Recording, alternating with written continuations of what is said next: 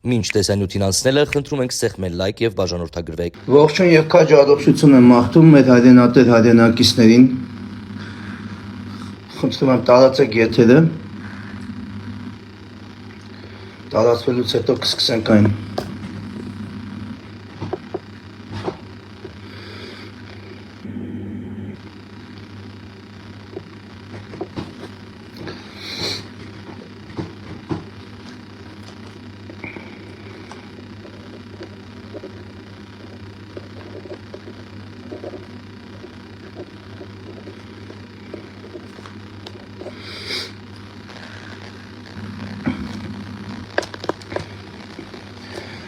Արդեն կարող ենք սկսել, իմ հայրենատեր հայրենակիցներ, խնդիրը կայանում է հետևյալում, ինչպես գիտեք, Խաչակիրներ ջոկատը իրականացման մարտական իր հերթապահությունը, պետական սահմանի պահպանության X հատվածում և ամսի 7-ին առավոտ 8:30 հրատապություն առաջացել, որպեսզի տեղի ունենա այդ դիրքերի ծառայության ուժեղացում, ինչպես նաև ըստ իրավիճակի թույլատվության հնարավոր է նաև հերթափոխ կատարվի, այսինքն սա կախված է այդ իրադրությունից։ Պետք է ամսի 7-ին հերթափոխը կատարվեր, բայց հիմա ժամ առ ժամ իրադրության փոփոխություն է նկատվում եւ ըստ իրավիճակի այդ որոշումը կկայացվի։ Հերթական անգամ կոչով դիմում եմ այն բոլոր հայրենասեր մարդկանց, ովքեր ունեն հնարավորություն, այն է ժամանակ,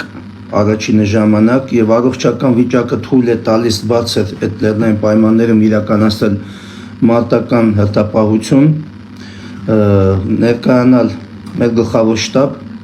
Մոսկովյան 5 հասցեում Երևան քաղաքում գտնվող, մնացած հարցերը,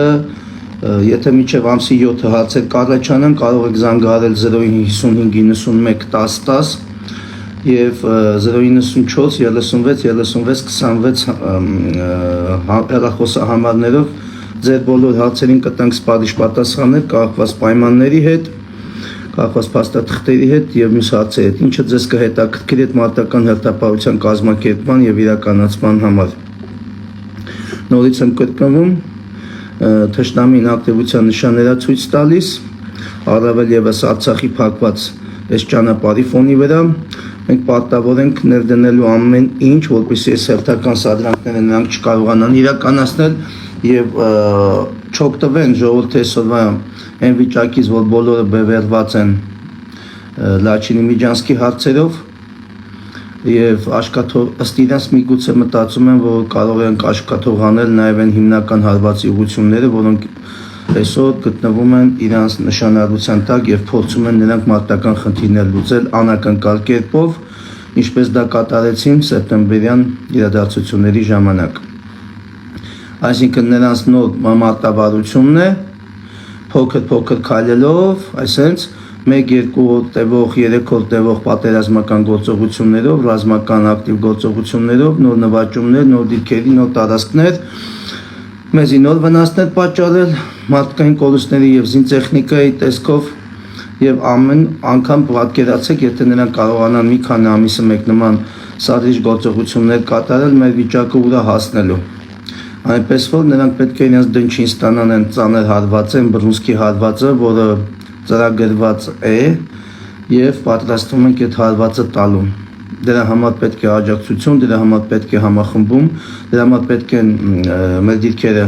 գտնվեն ամուր վիճակում, այս սահմանը պետք է լինի փակ վիճակում։ Այո, դժվար է, կան տեխնիկական շատ հարցեր, կան այլ բնույթի հարցեր եւ նաեւ բարոյահոգեբանական հարցեր,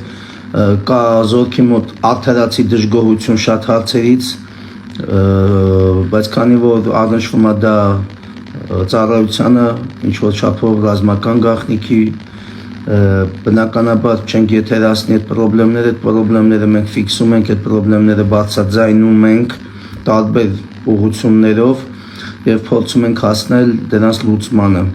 Եվ իրանք գիտեն, եթե հանկարծ այդ լուծումները պատշաճ կերպով չիրականացավ, դա նշանակում է, որ հերթական անգամ կատարվում է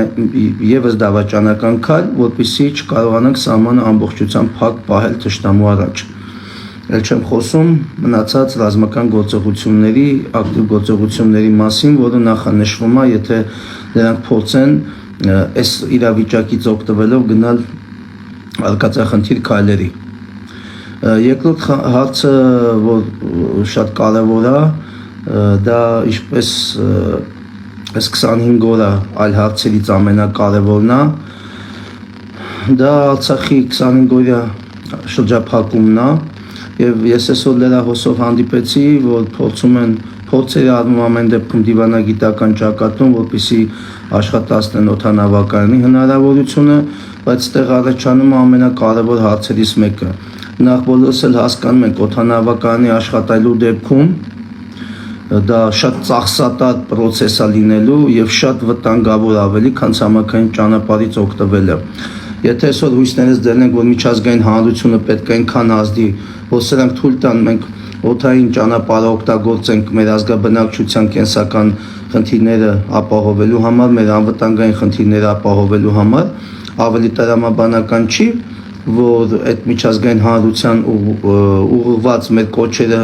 տանեն նրան, որ այս ճանապարհը բացվի, այս ցամաքային այս պորտալները բացվի, այո, շատ լավ կլինի, որ դրան զուգահեռ նաև բացվի օդային հաղորդակցությունը, բայց մենք դրա մեջ իրատեսական բան չենք տեսնում մի պարզ պատճառով, որովհետև մենք 2014 թվականի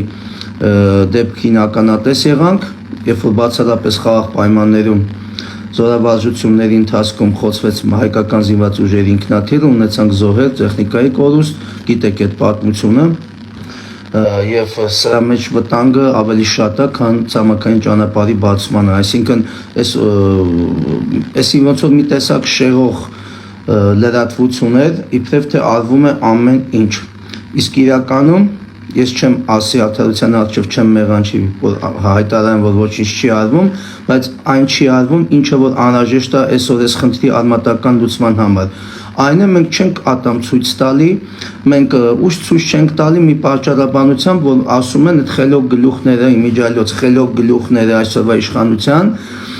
որոնցից մի քանիսի հետ հնարավոր է եղել միջնորդավորված տեղեկատվություն փոխանակել այս հարցի խնդրի շուրջ, նրանք լսել են մեր տեսլականը, թե մենք ինչ լուծումներ ենք առաջարկում այս խնդրի լուծման հետ կապված, ասում են, բա որ Արցախի լույսը անջատեն։ Դե Արցախի լույսը անջատեն, գազնը կանջատեն, Արցախը այսօրեն իրավիճակում է, որ Աստված մի արարած է, ամեն րոպե կարող են եւ լույսը անջատել եւ գազը անջատեն եւ ջուրը անջատեն, եթե ունենան այդ հնարավորությունը։ Այսօր Արցախը փաստացի բլոկադայի մեջ է, իսկ բլոկադան, ինչպես գիտեք, դա ռազմական տարեր պարունակող քաղաքական քայլ է, որի մեջ այսօր գտնվում է մեր ազգաբնակչությունից մոտ 130-140 հազար մարդ։ Մեր հայ ազգակիցներն են, ու մենք ոչինչ փաստացիով չենք կարողանում անել այս շրջափակումը վերացնելու կամ նրանց կենսական խնդիրները, անվտանգային խնդիրները լուծելու համար։ Եվ սա ոչ միտեղ տանող բանակցությունների ուղղությունն է, որովհետև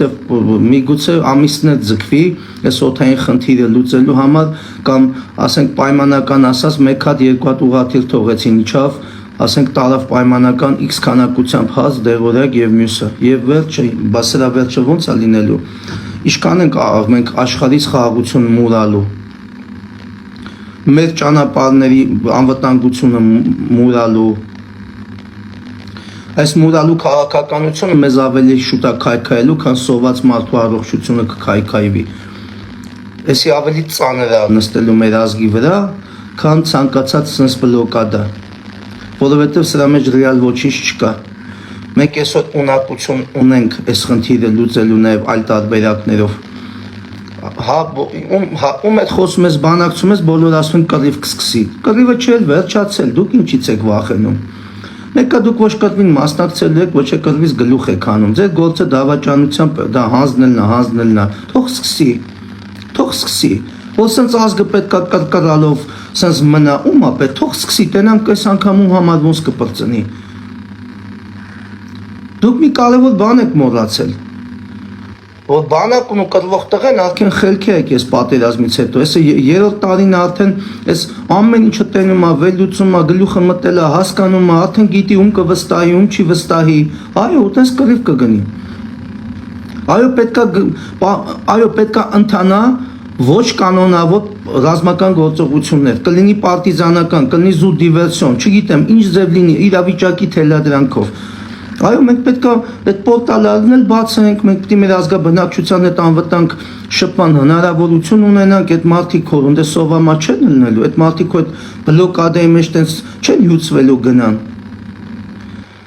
Այսինքն դուք մի ձեր ոնց որ ելնեք այս թուրքերի հետ, իրանք էլ են դա մտածում, իրանք մտածում են, որ հեսա կպահեն, բարոյական հոգեբանական իրավիճակով այն վիճակի կբերեն մարդկանց, որ իրենց ճանապարհը բացեն 120-130 հազարից 10 հոգի կմնա Արցախում, իրանք էլ են այդ հաշվարկը անում։ Մնում ամենակ երկրորդ համաշխարհային պատերազմի նման Բերեն Ստեփանակերտի վերևով թռուցիկներ շախտան,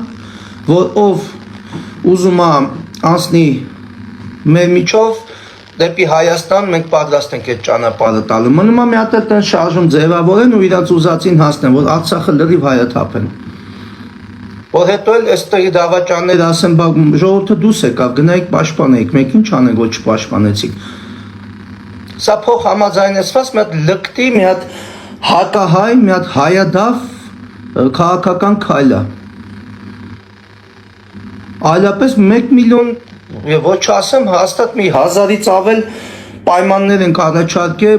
ճանապարհներ ենք ցույց տվել, որ կարելի է այս հարցը ուրիշ ձևով լուծել։ Ասում են չէ, դիվանագիտական։ Դե դիվանագիտական հենա տենում են 25 օրային չեք կարող անեք։ Կարմիր խաչը կարողանում է երկու հատ հիվանդ բերի,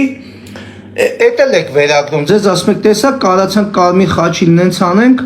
որ մտնի հիվանդներին բերի։ Ադրբեջանն էլ ասում է, տենում եք մենք ինչ մարդասեր պետություն ենք, թույլ տվեցին Կարմիր խաչը գա։ Բայց ոչ մեկ չի խոսում նրա մասին, որ աշխարհում չկա նման պետություն, որ իրավունք ունենա կամ կարողանա Կարմիր խաչին թույլ չտա մտնելու նման գոտիներ։ Դա բացառված է։ Ուրեմն Կարմիր խաչի միջազգային ստատուսը, այդ միջազգային ստատուսը, իր գործունեության միջազգային ստատուսը սրանք վերագրում են իրենց, թուրքերը վերագրում են իրենց, բայց ոչ մեկ չի խոսում Կարմիր խաչի իրական հզորության, Կարմիր խաչի իրական ուժի մասին, իրական ստատուսի մասին, որ ինքը անարգել կարես բոլոր գործողությունները կատարել եւ իրան ոչ մեկ չի կարող արգելի։ Էլի ստել են քաղաքական դիվիդենտներ քաշում։ Այդ դրա համար այս օրին ենք։ Սաղ ժամանակ են ձգում։ Ժամանակ են ձգում, մինչև դա տենան ըստ իրավիճակի ինչա լինելու։ Եվ ես ձեզ ասում եմ, բոլոր հաշվարկները ցույց են տալիս, որ սրանց մի հատ նպատակ այն է, որ տեղի ազգաբնակչությունը հիասթափվի, հյուծվի եւ չզարմանաք, որ մի օր թուրքերը բերեն անգամ ավտոբուսեր կանգնացնեն այդ կանցակետի մոտ, ասեն, որ հայը ուզում է գնա Հայաստան, մենք ուղեկցենք, կտանենք հրապարակում, քիչացնենք կառավարության շենքի դեմը։ Չզարմանաք։ Այդքան ստոր խաղ է գնում։ Եվ այսօր, երբ որ առաջարկում ես ուժային մեթոդներ, հատուկ նշանակության գործողության մեթոդներ, սա ձեռքերը լվանում են, ուսերները սենց են անում, յան իրանք այս պետության մեջ կառավարիչներ չեն, ասում են պատերազմ կսկսվի։ Պատերազմը ժամերի հարց է։ Պատերազմը հիմա տեղից չի սկսի, պատերազմի հնա 3-4 ուղղության վրա կուտակումները կան, 3-4 ուղղությունով պատերազմը պատրաստ է, ամեն րոպե։ Ամեն վայրկյան, այս հարցերին է կանադառնում։ Այսի շատ կարևոր ժամանակաշրջան է, լրություն է, խաղաղությունը մի վերագրեք տոնական օրերին։ Սա շատ վտանգավոր տենդենց է, սա շատ վտանգավոր լրություն է։ Սա պայթելու է միանգամից ու անսպասելի։ Նրանք քնած չեն, նրանք ամեն վայրկյան վերլուծում են, ամեն վայրկյան ուժեղանում են, ամեն վայրկյան խոցելի տեղեր են ման գալի, մշակում են, որպեսզի իրենց խնդիրը կատարեն։ Մենք ինչ ենք անում։ Արդեն ճակատները հասկացաք էլի, մենք ինչ ենք անում։ Ընկած պերեսմենքի համար մարդկանց խնդրում ենք, որ կամ պերեսմենքա կարողանանք անենք եւ դիրքերը ուժեղացնենք։ Այդ մենք անում ենք։ պետական իշխանությունը հակառակ կողմից է գալի, բանակը կազմաքանդելով գալիս է։ Հասանք արդեն նրան, որ ռազմահայրենասիրական բնույթ ունեցող, ռազմահայրենասիրական ոգով ոգեշնչող միջոցառումներն արդեն արգելվում դպրոցներում, նախազորակոչային այդ մարզումները, դասընթացները, հասանք արդեն այդտեղ։ Այս ընթացքում մի հատ այտենց թեթև ուրախալի լուր ստացա, ասեցին, որ այդ իմ եթերից հետո, որով անընդհատ իսկ այդ եթերը մեկ հատ չեղե, որով միշտ այս պետական իշխանության կառավարիչներին անընդհատ ասում է ռազմահայրենասիրական հասարակական կազմակերպությունների ղեկավարներին, հրամանատարներին հրավիրեք ձեզ մոտ, քննարկումներ անցկացրեք, ուժեղացրեք այդ բլոկը։ Եվ տեղեկացա, որ մի քանի ՌՀԿ-ների հրամանատարների հրավիրել են, մի քանի։ Պատճառն ի՞նչ է, որ բոլորին չեք հրավիրում։ Փաստացի գործող ռազմահայրենասիրական հասարակական կազմակերպությունների հրամանատարներին բոլորին հրավիրեք, թող բոլորը իրենց գրավոր զեկույցներով գան, խնդիրներով, դիտողություններով, միջնորդություններով, առաջարկություններով։ Ինչ է կանում, նստեք քննարկեք, լուծեք։ Ռիալ բանակը հիմքը ամրապնդելու, ստեղծելու ռիալ ռեսուրս է։ Այսօր ՌՀԿ-ները շատ մեծ գործ են անում, շատ մեծ գործ։ Թե նախազորակոչային այդ պարապմունքները դպրոցական տարիքի մեր այդ երեխեքի մոտ գնում է ինչ-որ պետական ծրագրով, որը գիտեք 92%-ը, 93%-ը հայոց պատմությունն է,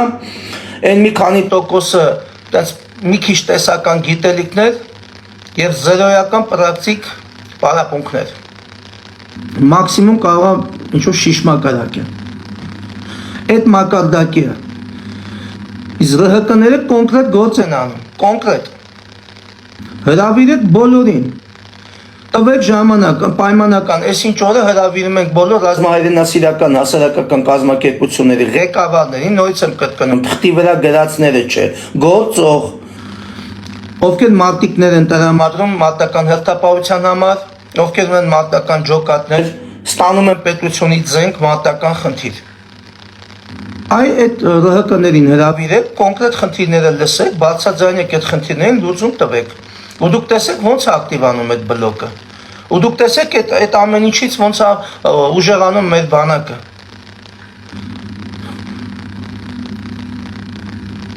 Ռազմաուսումնական հաստատությունները էլի պետական ծրագրերի շրջանակում են, բայց հրավիրեք նաև նրանց հրամանատարներին։ Հրավիրեք, որ այս անցյալ տարվա պես խայտարակ պատկեր չունենանք Վազգեն Սարգսյան համալսարանում ընդունելությունների հետ կապված, այդ խայտարակ պատկերը չլինի։ Սա իրա լրացնող շղթա է, սա չի կարող կտրված շղթա լինի։ Ուզում ենք բանակ, պրոֆեսիոնալ բանակ, փառք Աստծո, ունենք ռեսուրսը, արեք ճիշտ օգտագործենք, հայամետ օգտագործենք, պետականամետ օգտագործենք ու դուք տեսեք, մենք ինչ բանակ ենք նորից վերականգնում։ Տեսեք ինչ սպայակազմ ենք ստեղծում, ինչ պրոֆեսիոնալ բանակ է դառնում։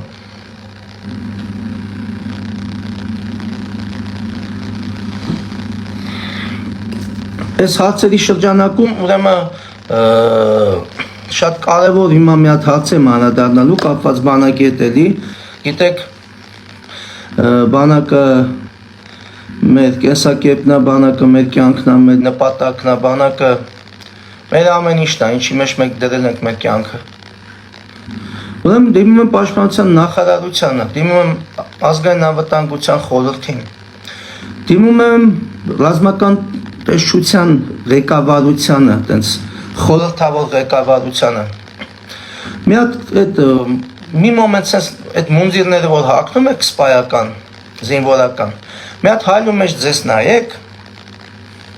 ու մի հատ որոշում կայացրեք, որ ասենք պայմանական ամսի 10-ից վերցնում եք մաքուր սպիտակ թուղթ եւ գրիչ, ցանկալիա ոչ թե A4 ֆորմատի, այլ ռուլոնով։ Եվ գնացեք, սկսեք ֆրալ բոլոր մարտական հենակետերը, որտեղ առաջնագիծ է, որտեղ կոնկրետ առաջնային հարվածի ուղղություններ է, որտեղ իրականացման մարտական հերթապահություն։ Գնացեք մի հատ, դուք մի նայեք այնտեղ ձեզ կներկայացնեն դիտողություններ, բողոքներ, մենակ լսեք առաջարկներն ու միջնորդությունները, մնացածը ձեր խղճով բերեք ներկայացրեք, բայց ներկայացման ժամանակ, երբ որ օպերատիվ խորհրդակցություն տեղի կունենա, հրավիրեք նաև այն հրամանատարներին, որոնց ենթակայության տակ գործող մարտական խմբերը, մարտական ջոկատները այդ հատվածում պաշտպանական այդ բնագծերում իրականացնում են մարտական հերթապահություն։ Եթե դուք իրականում մտածում եք պետության եւ բանակի մասին, ձեզ ի՞նչն է խանգարում, որ նման օպերատիվ խորհրդակցությունների ժամանակ բնականաբար փակա, հրավիրեք, թող ներկայանի պաշտպանության նախարարը, գլխավոր շտաբի պետը, ազգային անվտանգության խորհրդի քարտուղարը, չիները չին գնի, թուրքերին գովալուց բացի, թող իշի, որ ազգային անվտանգության խորհուրդը մեծ գործառույթ ունի այս իմ կողմից բացացվող հարցերին, ռազմական գլխավոր տեսչության պետը, նստեք, հա, ազգային անվտանգության ծառայության հակահետախուզության, ռազմական հակահետախուզության գլխավոր վարչության պետը, նստեք, եթե փաշողին կուզի թող իր ներկայացուցիչներն էլ ուղարկի, կարող է ներկա գտնվել նաև Հայաստանի Հանրապետության ազգային ժողովի պաշտպանության, ազգային անվտանգության եւ ներքին գործերի մշտական հանձնաժողովի ղեկավարները, ուզում են թող ամբողջ կազմով ներկա գտնվեն։ Մի հատ տենանք իրանք ինչ են զեկուցում կոնկրետ այդ մարտական հենակետերի մասին եւ մենք ցույց տանք իրականությունը ինչ է։ Եթե իրականում փաշողին կապ չունես ամեն ինչի հետ, ինչի՞ չեք կազմակերպում նման փակ հանդիպումներ, ամեն դեպքում մեր մարտական խմբերը ընդեղ են, մենք այդ ինֆորմացիան տիրապետում ենք, բնական է, որպես ռազմական գաղտնիք, դա չենք հրապարակայնացնում, հատուկ են բաներ ենք ասում, որ գոնե գլուխները մտնի։ Մենք թուրքին թշնամուն չենք ուզում ուրախացնենք, բայց թուրքը դա տենում է, նա հետախուզություն է իրականացնում, եւ տեխնիկական, եւ մեխանիկական, նա Պոլնիր հետախուզումը անցկացնում եւ տենում է ինչա կատարվում։ Եթե իրականում դուք չեք թույլատնում բանակը, դիրքերը, սահմանը, եթե դուք իրականում չեք նպաստում մարտունակության անկմանը, ինչն է խանգարում, որ նման հանդիպումներ, ասենք X հատվածում, պայմանական ասած, X հատվածում, պայմանական Գևորգն է հրամանատարը, իր ջոկատներն են, կանչեք Գևորգին, մյուս հրամանատարներին նստեք, լսենք ինչ են ասում այդ դիրքերի վերաբերյալ պետական կառույցները, որոնք ձեզ ինֆորմացիա են ներկայացնում, եւ ինչ են ասում հրամանատարները, ովքեր այդ զորքերի հրամանատարներն են, այդ զորքերին իրանք են տանում, իրանք են տեղավորում եւ առաջնային ամբողջ տեղեկատվությունը իրանք են տիրապետում։ Թե կոնկրետ տարածքը սպասարկող զորամասի հրամանատարությունը հաշվի առնելով գերատեսչական շահը, շատ բաներ ձեզ չի ասի ձեր երեսին, մենք կասենք ինչ որ կա։ Ու շատ ցավոտ է լինելու, այն իրականությունը ինչ որ կա։ Եթե դուք սա չարեցիք, դա նշանակում է, դա ձեր գաղտնի ներքին ցուցումն է, բանավոր։ Ձեր բանավոր ցուցումն է, որ այսպես կազմաքանդվի, այլ պատասխան չկա։ Սրանք նենց հարցեր չեն, հասկանում եք, որ զանգես թեժ գծով, ասես սենց այս ինչ տեղը սենց խնդիր կա, չէ, գետան կհարցակվեն զորամասի հրամանատարության վրա, շտաբի պետերի վրա, գումարտակի հրամանատարների վրա, դասակի հրամանատարների վրա, սաղի վրա կհարցակվեն, բացի իրանք իրենց մեղադրելուց։ Այո, խնդիրները առկա են, եւ շատ կարևոր խնդիրներ են, եւ դա նպաստում է մեր մարտունակության անկմանը։ Հրավիրեք օպերատիվ խորհրդակցություն, փակ գաղտնի խորհրդակցություններ հրավիրեք, լսեք դիտողությունները։ Ամբողջական պատկերը տեսեք, տնենք սեղանին, քննարկեք, լուծում տվեք, շատ կարճ ժամանակում եւ շատ կտրուկ։ Մենակ չասեք, ես ինչ վարչության պետը սայազեկուց է, ասենք ինժեներականի պետը սայազեկուց է, սպառազինության վարչության պետը սայազեկուց է, մարտական պատրաստության պետը սայազեկուց է, մեր մոտ սա օքեյ գնում է, հանգած Պուտին չանեք, էլի, որ սա всё идет по плану, հենա տենում ենք ինչա կատարվում։ Այս նույն Բաղդադը մեր մոտ է։ Այդ զեկուցներից այդ պլան կոնսպեկտներից մի քիչ գլուխներդ կտրեք, քթներդ բացացրեք, մի հատ կանչեք են հրամանատարներին, ովքեր այդ ամեն ինչը տիրապետում են եւ այդ ամեն ինչի պատասխանատվություն են կրում նաեւ։ Այդ տաղեկ այսօր իրենց կյանքի գնով են այդ խնդիրների արկայության պայմանում կյանքի գնով կանգնած դել մարտական հերթապահություն են իրականացնում։ Վերացնենք այդ խնդիրները։ Հետո նես չլինի ասեք, Գիտեք ինչ չէին զեկուցել, գիտեք ինչ սրանք կալանավոր եք, էսի ժամանակին թերացում էր թույլ տվել։ Գիտեք ոնց են աշխատում հիմիկվա իշխանությունները, թողում են ուրջանում խնդիրը, միակ շատ հետույքային բան անում, վերցնում քրեական գործը հարուցում են, կալանավորում են, ասում են պատժինք, բայց հետևանքները չի վերանում դրանից։ Եկել եք մի հատ առանձին քրեական գործ հարուցեք, կսկսեք քննությունը, թե սեպտեմբերյան դեպքերի ժամանակ, 13-ի դեպքերի ժամանակ ինչի նման դիրքային կորուստներ ունեցանք, ու այսքան զոհեր ունեցանք։ Դա վերցրեք ուսումնասիրեք, քրեական գործ հարուցեք։ Դա տեսեք ինչ թերություններ եք անելու։ Տեսեք ինչ թերություններ եք անելու կորպուսներում, զորամասերում։ Նայեք ինչ թերացումներ է եղել մատական ծառայության հետ կապված, դրա կազմակերպման հետ կապված։ Նույն թերությունները հիմա կա չեք վերացնել, ուրիշ հատվածներում այդ նույն թերությունը, նույն խնդիրն դեռ է սպառնում, բոլորիս։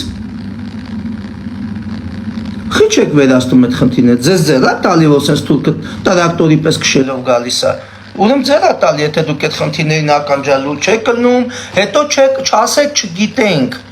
Այս եթերս կկողեմ հետույքներդ 1-10-ի չգիտենք։ Բացաձայնում եմ որ երրորդ անգամ։ 1000 ձևով, 1000 կանալով ձեզ տեղեկացնում ենք, 1000 ու միլիոն ձևով։ Ոչ մի բան,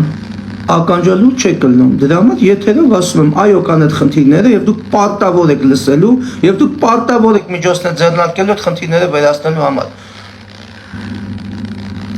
Ոչ մեկ այսօր հրանոթի միշտ չի, ոչ մի զինվոր։ Սահմանում կայնած ոչ մի տղա այսօր ձեր համար ուղղակի զոհ չի։ Նրանք հայտ տղեկ են, ինքնասեր զինվորականներ են, իրենց երկիրը սիրող մարդիկ են, ովքեր այսօր թողած ամեն ինչ կանգնած են սահմանին։ Այո, նրանք պետք է լինեն անվտանգ, նրանք պետք է լինեն սպառազինված, տեղեկացված եւ մնացածը Աստված իրանց տվել է, իրենք գիտեն իրենց խնդիրը ոնց պետք է կատարեն։ Հենա պրծնում է տոները։ Ինչն է ձեզ խանգարում, հրավիրեք, անհապաղ հրավիրեք, այդ բոլոր իմ նշած գերատեսչության ներկայացուցիչներին հրավիրեք, դրեք քննարկումը իրականացրեք, պատկերը ցույց տանք, տանենք, ապացուցենք, որ չասեք լկտի սուտ է։ Դրեք շտկեք այդ ամեն ինչը, ինչն է պակասում, փող չկա, փող կա։ Այս երկրում փամփուշտից շատ փող կա այս երկրում։ Բերեք դրեք արեք։ Մեռա ասելով Պուլիսային ձևով ասի, գրավոր ներկայացեցի, 1000 հանդիպում ունեցա, տարբեր պաշտոնյաների հետ քննարկեցինք, ասի բերեք կամավորական այս ջոկատները, որոնք բարձրանում են մարտական հերթապահությունը իջնելուց հետո կոնկրետ մի քանի օրյա կրակային ակտիվ պատրաստություն անցկացնենք, տարբեր զենքերի կիրառումը սովորացնենք, ճիշտ կիրառումը սովորացնենք, էլի ոչ մի բան չձեռնարկեցիք, ոչ մի քայլ։ Ասպեք տղեկը կրվել գիտեն, տղեկը շատ բան գիտեն, բերեք ակտիվացեք, գիտելիքները ավելացնենք ես տղեկի, բոլոր զինատեսակներին թող տիրապետեն իրենց սպառազինության մեջ գտնվող, ինչա ձեզանից էթում, այդ թանկարժեք մեքենաները մի արեք, երկու մեքենայի փող դրեք, այդ սպառազինությունը ապահովեք, տանենք 2-3 օրով կրակային դաշտեր ունենք, ամեն ինչ ունենք, տանենք պատրաստենք այդ տղեկի, նոր հանենք մարտական հենակետեր։ Բոլորը հասկանում եք շատ դետալներ կա, որ եթերային չի չեն խոսա դրա մասին, իսկ նման խորհրդակցություններ որ լինի, այդ ժամանակ կտենակ բմբուլները ոնց են կամիներին տալի, ու թող այդ ժամանակ պատասխան տան, իրար երես թքած նայեն, թե ես ոնց է այս պատկերը, թող գլխավոր շտաբի պետին կանգնացնեն 7 ժամ չնստի, ասեն ես ինչ պատկեր է, վարչության պետ էր, ես ինչ պատկեր է, հակահետախուզության գլխավոր վարչություն, տեղում աշխատող ասոբիստները, կոնտրիկները խիչ են զեկուցում ես իրավիճակի մասին, բսա խացեր է, չէ, քանի գերատեսչություն, քանի ծառայություն կա, որ վերահսկողական ֆունկցիա ունի, ու էլի նույն պատկերն է, դա նշանակում է առնվազն մեկ բան, որ քաղաքական դիրքորոշումն է այդպիսին, այլապես ես չեմ կարծում, որ բոլորը տես միաբերան, իրար բերան թքած, տես լուտ բլթեն առաջ, ենքա որ թղթերը գրեն, որ ամեն ինչ նորմալ չի։ Մեր ունեցած հնարավորություններին համահունչ չի այսօրվա մարտական իրավիճակը, այսօրվա բանակի մարտունակության վիճակը։ Մենք ունենք ավելի շատ հնարավորություն, ռեալ հնարավորություն, որ այսօր դրացա բանակում, և այսօր չի կիրառվում։ Մեզ աշխարհին ցույց են փորձում տալ թույլ, անօգնական, խաղաղություն մուրացող, կյանք մուրացող, առողջություն մուրացող ու էսա պայմանները այսենց են անում որ բանակը այսօրվա ծառայող տղեն вообще հիասթափվի բայց չեն հասկանում հա կլինի մի քանի տոկոս կլինեն կհիասթափվեն ու արդարացի կլինի իրանց հիասթափությունը բայց ոչ արդարացված օբյեկտիվ կլինի հասկանում եք բայց ոչ արդարացված բայց դա էսա իրականությունը մենք լսեք այդ մարդկանց խնդիրները նայեք ինչ պայմաններ կա վարկերի խնդիր կա այս աշխատավարձի խնդիրը կա հիշում եք նոյեմբեր ամսին մեր կազմակերպած բողոքի ակցիայի ժամանակ պաշտպանության նախարարությունը խոստացավ որ հունվարի 1-ից 210% բարձրանալու տղեկի աշխատավարձը ոչ մի ձեն չկա հեսա նոր սոցիալական բունտի ասա տանելու քիչ էր եղած փող այդքան կրճատեցին մի հատ էլ խոստացան որ տղեկ պետք չէ էլի սենց ակցիա 100% հունվարի 1-ից բարձրանում այլի խափեցին իսկ այս անգամվա ակցիան որ լինի կտենանք ով ու ինչ ասելու իսկ այդ ակցիան հեսա շուտով է դռների հետևը չի համբերեք այդ ակցիան կազմակերպվում է հետո ձեր ասած 210%-ը տղեկի չբարձրանա մինչև ամսի 10-ը դուք տեսեք այդ 210%-ը որ մասերից ենք անելու համբերեկը եղածը քիչա կրճատեցիք մի հատ էլ բանը խափելով ամիսներով տես սպանում եք եղած դիրքային փողերն ա քիչ տրվում մյուսը սաղ ցուցակները կա քտներիցը թանելու ենք հիմա այդ ամբողջ փաստագրումն ա գնում սաղ փաստա թղթավորված մեր ասելով մի հատ թեժգիծ բացեք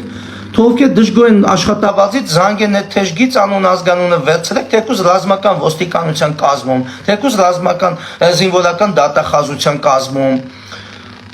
որ անաչառություն գոնե մարդը իմանում այսքան ստանում է լրիվ ուրիշ թիվ զանգի մարդ իր բողոքը ներկայացնի դուք էլ ստուգեք մարդը կարող է մի բան էլ ճիշտ չի հասկացել ստուգեք տեսեք ճիշտ է ճիշտ չի համեմատած դժգոհությունը աշխատավարձերի նույն օրով կայնած նույն դիրքապային ուրիշ փող են տալի նույն դիրքը նույն պոստը փակած մյուս դիրքապային լրիվ ուրիշ գումար են տալի ու ոչ մի բացատրություն չկա մի մուֆլյոժ գնում է մենք մոտարապես արդեն բացել ենք ինչ մուֆլյոժ է դրա վրա աշխատում ենք հեսա գմփունը կելն էլ այդ մուֆլյոժի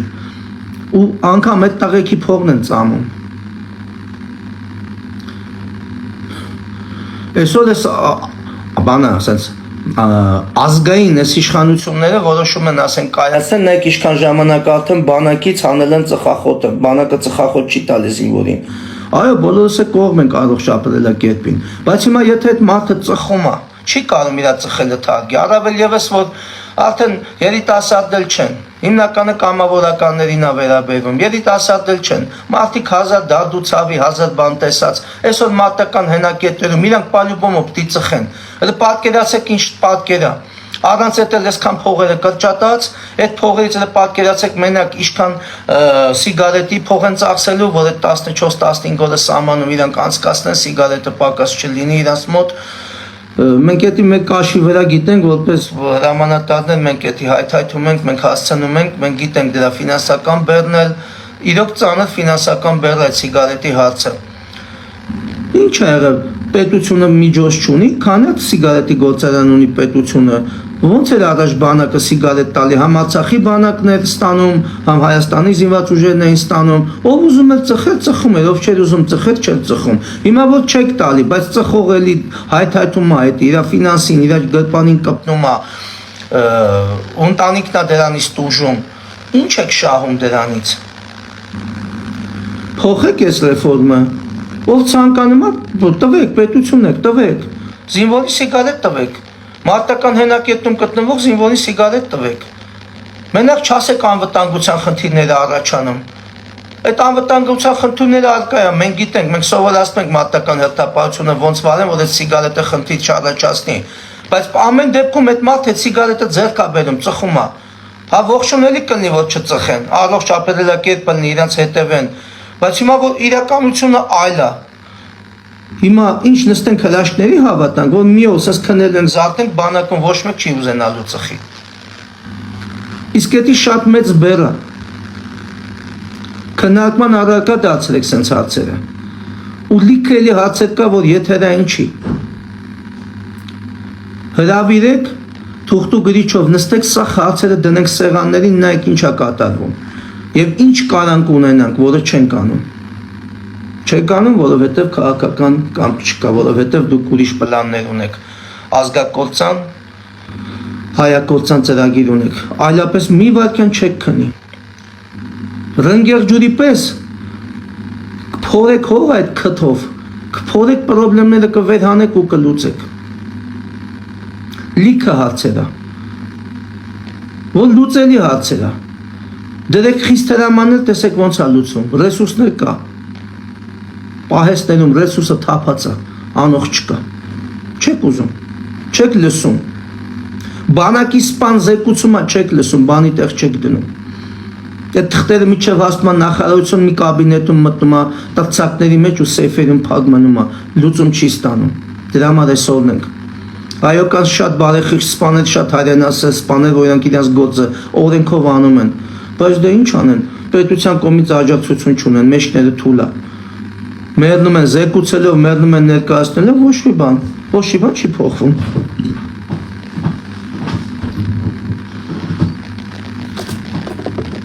Այս կարևոր հարցերի մեջ ես ներկայացնեմ նաև մեր դիրքորոշումը, մենք հիմա ինչ ենք հասկացել, այս աշխարհից ուժ ու պաշտպանություն մուրացող իշխանությունների պայմաններում շատ դժվար է մեր գործը, շատ։ Մեր հայրենիքի ճակատագիրը, մեր ազգաբնակչության կենսական գոյությունն անգամ վտանգված։ Ու մենք գտնում ենք sense դիրքորոշում արտահայտենք,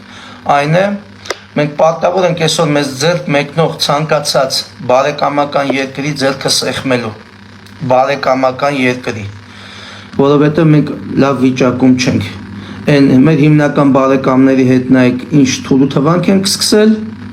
այս հակառուսական տրամադրությունների ֆոնի վրա, որը ավելի այս ճգնաժամը խորանալու կապված գիտեք, մոտորես ուզում են դեսպանատան դեմը փակեն, ռազմաբազայի դեմը փակեն, մյուսը քաղաքական ինչ-որ ակցիաներ է նախանշվում, սա ավելի է խորացնելու ճգնաժամը, մենք գտնում ենք, որ Հայաստանը արդեն իսկ պետք է գնա ոչ ստանդարտ լուծումների ցանկացած դաշտում, եւ դրանցից մեկը մենք առաջարկում ենք եւ առաջարկել ենք արդեն իսկ հիմա իբրև թե քննարկում են, առաջարկել ենք, որպեսզի հաշվի առնելով այս իրավիճակը Հայաստանը հանդես գա Իրանի հետ համատեղ պաշտպանական բնույթի համատեղ զորավարժություններ անցկացնելու սցենարիով դիվանագիտական քայլը կատարի։ Դա կլինի Իրանի տարածքում, թե Հայաստանի տարածքում, հատկապես Սյունիքի տարածքում։ Դա լիարժեքորեն հնարավոր է, մենք սա խորհրդակցել ենք շատ հեղինակավոր, ուրեմն փորձաշատ հայրենասեր դիվանագետների հետ, մեզ բացատրել են, այո, միտքը մերն է, քանի որ տեխնիկական խնդիրներ կա, դիվանագիտական նրբություններ կա, մեզ բացատրել են, որ մեր այս պահի դրությամբ, այս դիվանագիտական այս կարգավիճակով մենք կարող ենք այդ խնդիրը բացասնել աշխարհի առաջ, այո, եւ անցկացնել հայ-իրանական պաշտպանական բնույթի զորավարժություններ, թեկուզ մի քանի օրյա։ Ու դուք կտեսնեք Թուրքիայի, Ադրբեջանի այդ ջղաձգումները։ Ինչ է եղել, մարդիկ մեզ առաջարկում են օգնություն եւ պատրաստ են օգնելու։ Թեկուզ հարավային սահմանը պաշտպանելու հարցում, մարդիկ պատրաստ են դրան, մենք ինչի չենք անցկացնում զորավարժություններ։ Մեռան էլ Վրաստանի հետ, էլ Թուրքիայի հետ, էլ Ինդոնեզիայի հետ, էլ Պակիստանի հետ, էլ Կազախստանի հետ, ում հետ ասես զորավարժություններ են անցկացնում իրանք, մենք ի չենք անցկացնում։ Ռազմական փոխգործակցության պայմանագիր կնքեք, անցկացնենք դա։ Ինչ է եղել, հարևան բարեկամ մեծ պետություն է, ոչ մի անգամ թշնամանք մեր նկատմամբ չի արել, մեր ամենածանր շրջանում եւ 90-ականների առաջի կեսը եւ այս վերջի շրջանում այդ մարդիկ միշտ մեզ օգնել են մեր պետությանը։ Ունենք մեծ հարի համայնք այնտեղ, մարդիկ քաղաքական այսօր որոշում ունեն կայացած ամենաբարձր վերնախավով քաղաքական, որ մեզ օգնեն։ Ինչ ենք մենք հրաժարվում այդ մեկնած ձեռքից, հա, վախեն մեկ Ամերիկան կբարկանա ձեր վրա։ Դες sense վախեցեք, մի օր վախեցեք Ռուսաստանը կբարկանա, մի օր վախեցեք Ամերիկան կբարկանա, մի օր վախեցեք Թուրքիան ու ադրբեջանցիները կզանգեն սուպեր հեռախոսով ու կծփնեն։ Ու տենց վախ, sense մնացեք միջև տենակ մեր վախճանների ոնց է գալու, երբ է գալու, ձերով է գալու։ Մենք այսօր ոչ թե մեզ պաշտպանողներ ենք ման գալի, մենք այսօր մեզ կործանողներ ենք ման գալի, ընտրություն ենք կատարում։ Ով ավելի շուտ կկործանի, ով ավելի զորեղ կկործանի։ Նորից եկել ենք նույն մեր պատմական այդ անիրի այդ բանը, սելի այդ պատմության առաջ ենք եկել կանգնել։ Սա շատ հետաքրքիր բան կլինի հայ-իրանական համատեղ պաշտպանական բնույթի զորավարժությունը, շատ հետաքրքիր կլինի, շատ ուժեղ ազդակ կլինի թշնամական պետություններին։ Մենք ունենք այդ ունակը, դուք կտենաք բանակի մարտական ոգին ոնց է բարձրանում։ Մեզ մի հատ այսենց բանա պետք, քայլա պետք։ Մեզ կայծ է պետք, որ այսօր բանակը արթնանա, որ այսօր կամավորականը ավելի բացվի։ Թե չանընդհատ նեգատիվը բոլորի վրա է ազդում, բոլորի։ Մարդիկ մի տեսակ շղարշի մեջ են, ոնց որ հույս չտենան, ոնց որ սենց պատկերացնեն, որ չէ, սենց ծերից պետք է մի բան անենք, սենց մի ձև գոյատևենք, ոչ, ավելի ուրիշ իրականություն է։ Էսի մեզի կերակրում են այս դեզինֆորմացիաներով, այս կեղծ պատկերով իրականությունը կեղծելով մեզ խաբում են։ Մենք ունենք այդ ուժը, մենք ունենք այդ պոտենցիալը։ Մուրալու փոխարեն արեք գնանք գործնական քայլերի, այն որ Թուրքիայի Ադրբեջանի դեսպանը Հայաստանում Փաշովին որ ասում է բանը աննախադեպ, ինչ խոսում է աննախադեպ, դե աննախադեպ քաղաքական քայլ կատարեք, որ դուք կարող եք ցույց տալ, որ դուք այնքան քյալ եք, ու այնքան իբրև թե պրինցիպիալ եք, որ Ռուսաստանի դեմ եք գնում, պետք է լինի իբրև թե Ամերիկայի դեմ եք գնում, հիմա ամբողջ աշխարհի դեմ գնացեք։ Ինչա Բրիտանիան կներվի, Իսրայելը շատ կներվի։ Ով է տենց շատ ներվելու, Թուրքիան Ադրբեջանը դե գիտեմ շատ կներվի, դա ձեր համար ամենամտահոգիչն է։ Բերեք նման քաղաքական քայլ կատարեք, սկսեք դիվանագիտական բանակցությունները այս հարցի շուրջ։ Թեկուզ մի քանի զորատեսակի կազմով, մի քանի զորախմբի կազմով, ինչ ա եղել։ Բոլոր զորատեսակներն էլ ունենք։ Բացի բնականաբար նավատորմի հետ կապված, ջրային զորատեսակների հետ կապված, մենակ դա չունենք։ Չնայած ձեզնից շատ չկա, դուք մի օր կարող քնեք զարթեք, բանը Սևանում նավատորմ էլ բացեք, դրա վրա մի քանի միլիարդ էլ լափեք, ձեզանից շատ չկա, բերեք մի հատ բան կանգնացնեք այստեղ, հացանավ կայնացնեք, չգիտեմ, մի հատ ավիանոսես կայնացնեք Սևանի մեջտեղը, ձեզի շատ չկա, ձեզանից ամեն ինչ հավատում եմ, ամեն ինչ։ Դաժին ֆանտազիան, սենց մեկ պահի տակ բռնում եմ ինձ մի հատ ծանր ֆանտազիայի մեջ, բայց էդի հավատում եմ, որ դուք կարող մի օր անեք։ Մեջը փող լինի։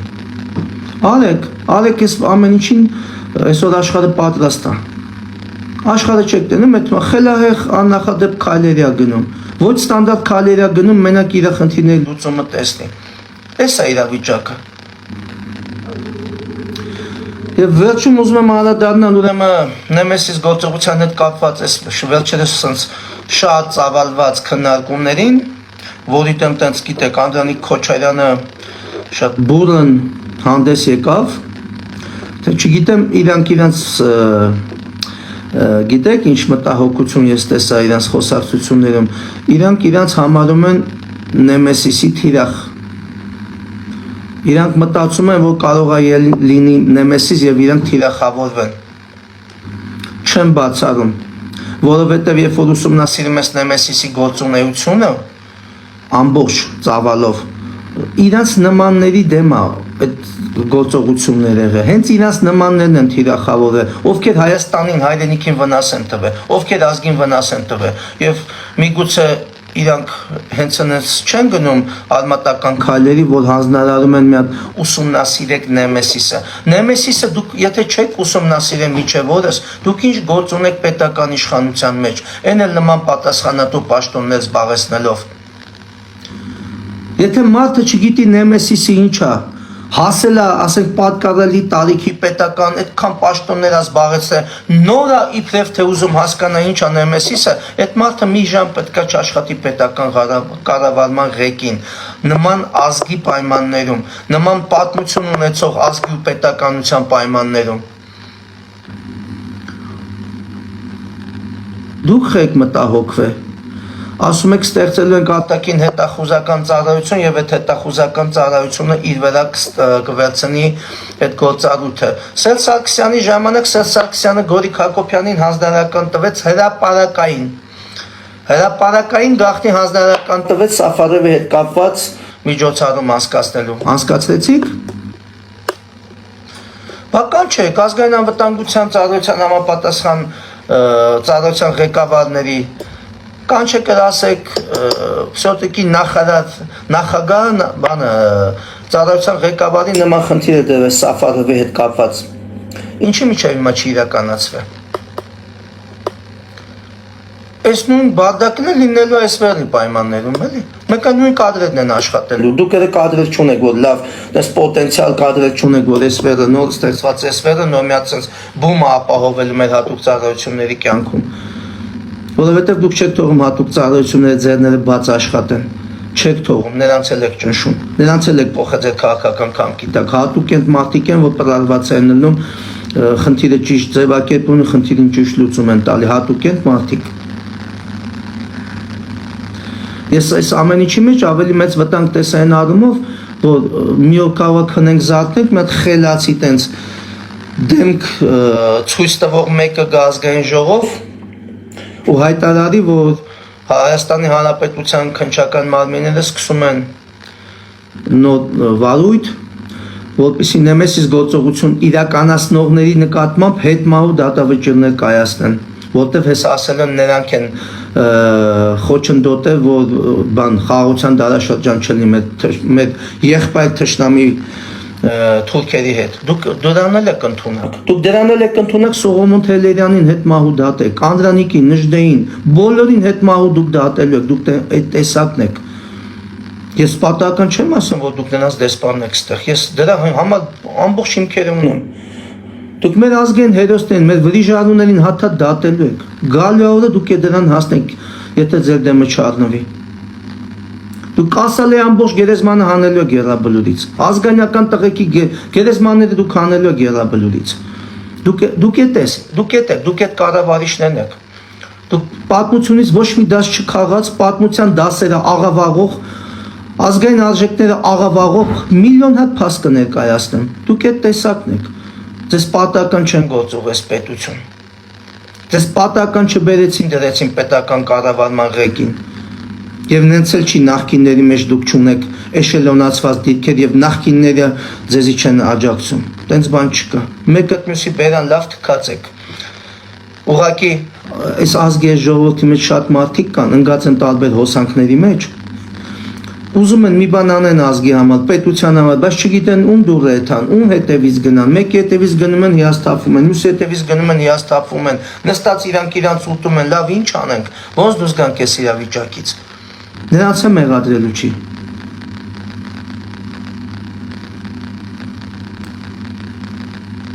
Այս ամբողջ իրականությունը։ Հիմա գիտեք հասել ենք մի ինչ պատմական իրավիճակի պատմական շերտի ժամանակային առումով, որ յուրաքանչյուր հայ, ով ինչ մտածում է, ոնց մտածում է, որ կարա դրանով ազգին պետությանը նպաստի պետք է գներ գործողությունների կատարմանը։ Այո, թող լինի քաոս, թող լինի կառավարելի քաոս, անկառավարելի քաոս։ Մեկը հիմա այդ վիճակն է։ Լինելու է դա, անխուսափելի է, երբ որ տենում է պետական կառավարման ապարատը, գնում է հակազգային մեթոդներով, գնում է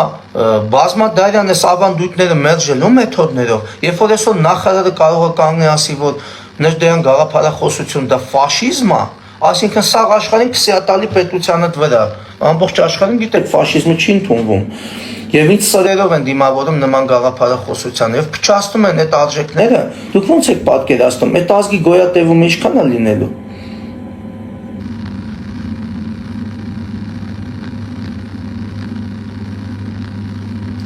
Այնպես որ թող այսօրվա սուրբ օրը ես գտնում եմ, որ այս սուրբ օրը պետք է իր լրացուցիչ ազդեցություն ունենա, որ այս մեր պիրկն երթերը մի քիչ թուլանան, Աստված մեզ ավելի շատ իմաստություն տա, ներողամիտ գտնվի մեր ազգի նկատմամբ մեր գործած սխալների հետ կապված, վրիպումների հետ կապված մեզ մեր լուսավոր ճանապարհը ցույց տա։ Մեր արիական ցեղին հարիր, մեր քրիստոնեական ցեղին հարիր, մեր ճանապարհը ցույց տա։ Դա կլինի գրչով, դա կլինի զենքով, դա կլինի սրով, ցանկացած մեթոդով, որը կնպաստի մեր ազգի գոյատևմանը,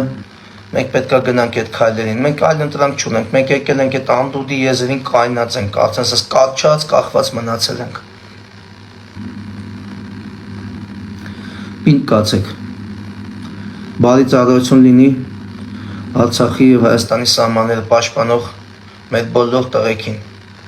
Քաջ առողջություն։